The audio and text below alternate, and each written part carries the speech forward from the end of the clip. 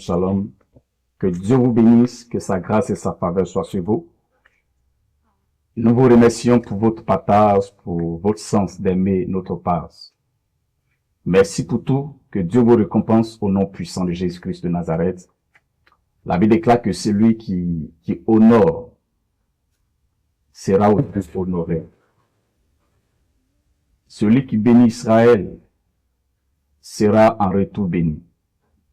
Donc croyez que tout ce que vous faites pour booster notre part, pour aimer, pour partager, ne restera pas avec la grâce. Voici un homme appelé David. David aimait Dieu. David louait le Seigneur. David adorait le Seigneur. David consultait toujours le Seigneur avant de faire quoi que ce soit. Il consultait Dieu, malgré qu'il était vaillant héros, malgré qu'il avait une armée aussi forte, aussi puissante. Mais il consultait Dieu à chaque fois. Parce qu'il avait compris que sans Dieu, il ne pouvait rien faire. Sans Dieu, il ne pouvait pas avoir de victoire. Donc, il consultait Dieu. Quand Dieu lui dit, tu peux partir, alors il s'en va. Si Dieu ne lui a rien dit, il ne bouge pas. Même s'il a la capacité de réaliser son projet lui-même, mais il ne le faisait pas. Il attendait toujours le verdict de Dieu. Alors ce matin, je veux t'encourager à d'abord consulter Dieu avant de faire n'importe quel projet. Ne te dis pas j'ai de l'argent. Ne te dis pas j'ai de l'intelligence. Ne te dis pas j'ai la connaissance. J'ai la sagesse. Si tu t'appuies sur ta propre sagesse, ça sera une abomination. Le mieux, c'est de consulter Dieu avant d'investir, avant de faire quoi que ce soit. Quand Dieu te donne son approbation, quand Dieu te donne son signal, c'est qui sera avec toi.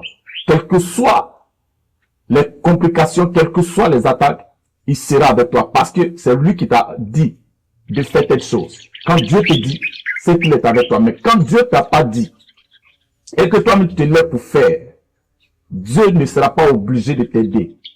Parce qu'il ne t'a rien dit et puis tu as commencé. Aujourd'hui, peut-être que tu as de l'argent.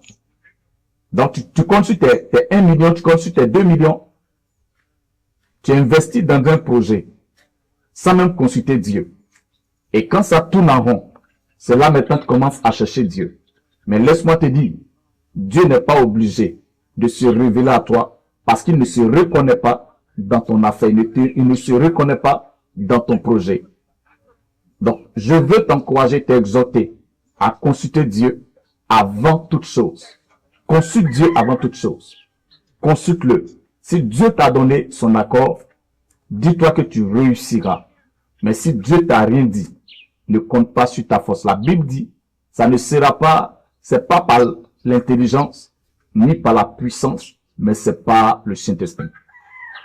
Je prie que Dieu t'aide, que Dieu te révèle à toi, que Dieu te donne son approbation dans le projet qui te tient à cœur, que Dieu réalise ce projet, que Dieu te donne son accord au nom puissant de Jésus, que Dieu se souvienne de toi, qu'il bénisse tes affaires, qu'il bénisse ton travail, qu'il bénisse ton commerce, qu'il bénisse tes projets au nom puissant de Jésus.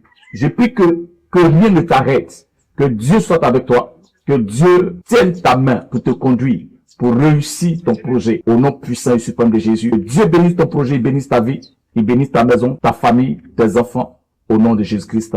Amen.